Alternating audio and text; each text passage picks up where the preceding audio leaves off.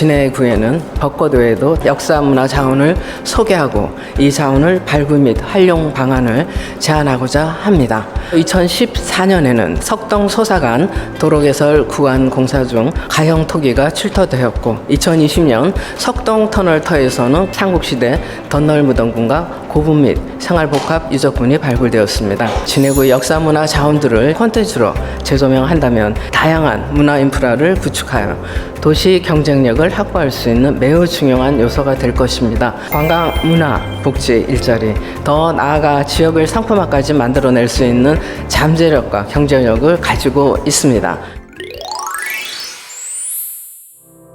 창원시 농업의 지속가능성 확보와 청년 인구 유입, 농업의 미래를 준비하기 위한 방안에 대해 말씀드리고자 합니다. 지역 경제 구조 속에서 중요한 축을 담당하고 있으며 이를 활성화하는 것이 우리 시의 지속가능한 발전의 필수적인 요소입니다. 첫째, 농업의 지속가능성을 높이기 위해 청년 농업인의 참여를 촉진시켜야 합니다. 둘째, 농업 인프라 확충 및 개선이 필요합니다. 셋째, 기후위기 시기에 대응하는 농업 정책이 절실합니다. 마지막으로 농업과 도시의 조화를 이루기 위한 방안을 모색해야 합니다. 이를 통해 농업의 가치를 재평가하고 농업에 대한 시민들의 인식을 제고하며 농업 인구 유입을 촉진할 수 있을 것입니다. 새로운 성장 동력으로 자리매김할 신안과 진해신안 건설의 20주년을 기념하며 그동안의 갈등과 성과를 되돌아보고 미래 발전을 위한 비전을 공유하고자 합니다. 어려움 속에서도 투쟁과 노력으로 오늘날의 성과를 이룰 수 있었습니다. 이 값진 성과를 더욱 발전시키기 위해 몇 가지 제안을 하고자 합니다. 첫째는 항만과 연계된 산업을 유치해야 합니다. 둘째는 항만 배후 신도시를 조성해야 합니다. 셋째는 항만 관련 공공기관 및 기업을 이전시켜야 합니다. 마지막으로 지난 20년간의 역사를 체계적으로 정리하고 과거의 경험을 바탕으로 미래를 준비해야 합니다. 창원 국가산업단지 50년 역사와 유래 그리고 앞으로의 미래에 관하여 잠시 생각해 보고자 합니다. 경남 지역 대표 국가산업단지로 성장했지만 창원시의 지속적인 인구 유출로 어려움에 놓여 있습니다. 특히 청년 인구의 유출은 근로자 감소 및 숙련된 산업인력의 붕괴로 세대 간의 기술 전수 측면에서도 심각한 문제를 겪으며 안타까운 사실에 직면하게 되었습니다. 최근 중앙부처가 모여 문화를 품은 산단어로의 변화를 꾀하고 있습니다. 문화를 입히는 것도 중요하지만 청년들의 유출을 막는 것이 먼저여야 하지 않겠습니까? 지금부터라도 더 많은 관심을 가지고 육성 방안을 모색해야 할 때입니다.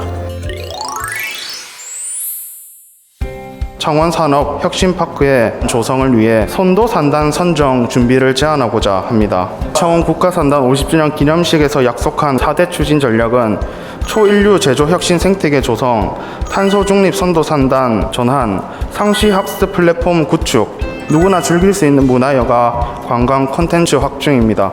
지난달 9월 12일 문화를 닮은 산업단지 조성 계획을 살펴보면 좋은 일자리와 성장 기회를 청년에게 제공하는 공간으로 대전환하겠다는 것입니다. 정부가 발표한 계획이 우리 시가 약속한 창원산업혁신파크의 방향성과 크게 다르지 않다고 생각합니다. 정부 사업 연계를 통해 창원산단 50년을 견인할 창원산업혁신파크 조성을 제안하는 이유입니다. 감정공원은 자연 휴식처이자 여가 공간입니다. 현재 공원을 가로지르는 도로로 공원 이용에 불편을 겪는 시민들이 많습니다. 이러한 문제를 해결하기 위해서는 첫째, 공원 접근성이 크게 개선되어 많은 시민들이 공원을 이용할 수 있게 될 것입니다. 둘째, 보도육교는 안전한 봉행 환경을 개선하여 도로 횡단 시 발생할 수 있는 사고를 예방할 수 있습니다. 셋째, 공원의 양측이 연결되면서 공원 내에서 다양한 커뮤니티 활동과 행사가 더욱 활성화될 것입니다. 넷째, 공원 이용이 증가함에 따라 주변 상권도 활성화될 가능성이 큽니다. 다섯 번째, 감정공원은 시민들에게 자연 속 힐링을 선사하는 항토길을 조성할 수 있는 최적의 조건을 갖추고 있습니다. 농아인 어르신들에게 쉼터는 필수적인 복지시설입니다. 하지만 농아인들이 쉴 수 있는 전용 공간이 마련되어 있지 않습니다. 이는 단순한 공간 제공을 넘어서 인권과 삶의 질을 보장하는 복지 실현의 첫걸음이 될 것입니다. 창원시에 등록된 농아인들의 수는 23년 10월 기준으로 약 7,890명에 이르고 있습니다. 수호와 부담, 필담만을 통해 의사를 전달해야 하는 그들은 일상에서의 활동과 사회적 교류에 제약을 받는 경우가 많습니다. 사회와 원활하게 소통하고 자신의 권리를 온전히 누리기 위해서는 전용 쉼터가 절실합니다. 이카시는 디지털 시대의 새로운 문학 장르로 순간의 감동을 디지털 카메라로 포착하여 이를 짧은 시 행태로 표현하여 SNS를 통해 실시간으로 공유하는 멀티 언어 예술입니다. 이제 디지털 시대의 최적화된 국민 문학으로 부상하고 있으며 전국 각지의 지자체에서 디카시 프로젝트가 진행되고 있습니다. 지난해 창원 세계 디카시 페스티벌의 성공적인 개최는 글로벌 메카로 발전할 수 있는 가능성을 여실히 보여주었습니다. 대학, 지역사회, 문학단체 간의 협력을 강화하여 창원을 대표하는 핵심 문화관광 콘텐츠로 자리매김할 수 있도록 육성하려는 노력이 필요합니다. 유엔아동 권리협약은 아이들의 인권을 보호하고 증진하고 실현하기 위해 만든 약속으로 비차별과 아동 최선의 이익, 생존과 발달의 권리, 아동 의견 존중을 명시하고 있습니다. 그러나 창원시의 노력과 달리 아동학대는 지속적으로 증가하는 추세입니다. 아동학대 분리조치 건수 역시 증가하고 있습니다. 이에 아동학대에 대한 시에 보다 적극적인 대처를 촉구합니다. 먼저 전담 공무원의 증원입니다. 학대 의심 사례 50건당 1명의 아동학대 전담 공무원 배치를 권고하고 있습니다. 두 번째로 시설 관리의 일원화가 확대 필요합니다. 끝으로 학대 부모와 가족에 대한 교육과 치료에 나설 필요가 있습니다. 피해 아동이 다시 가정으로 돌아가더라도 가족에 대한 교육과 치료를 위한 지원이 수반되어야 할 것입니다. 이동권은 교통수단을 차별 없이 안전하고 편리하게 이용할 수 있는 권리이고, 접근권은 생활 필수 시설을 접근 및 이용하는 데 지장이 없는 환경에서 생활할 수 있는 권리입니다. 우리나라의 전체 인구 중 장애인 비율은 약 5%에 해당합니다. 누구나 장애를 갖게 될 위험에 놓여 있음을 의미하므로 모두의 문제라는 점을 인식해야 합니다. 이동권의 침해 사례로서 보도블록의 파손으로 통행에 큰 제약이 되고 있습니다. 따라서 교통안전 실태 조사를 통해 위험 요소를 사전에 분석하고 주변 여건을 고려한 맞춤형 지침을 마련하고 정비해야 합니다. 삼성그룹과 마산의 인연을 살펴보고 관광자원으로 활성화할 수 있을지 함께 고민하고자 합니다. 생애 첫 사업으로 협동 정미소를 북마산에서 시작되었다는 사실을 아는 사람은 많지 않을 것입니다. 삼성그룹 첫 사업지터를 찾아냈지만 해야 할 일이 더 많이 있습니다. 앞서 산업자원을 관광자원으로 활용하고 있는 지방자치단체의 사례를 살펴보고 참고하고자 합니다. 대구광역시의 삼성상해입니다. 건물이 노후되면서 철거는 되었지만 고 이병철 고택과 삼성상에서는 보존되어 있습니다. 창원시는 스토리텔링하고 컨텐츠화하여 산업관광자원으로 활성화할지 관심과 지원을 요청드립니다.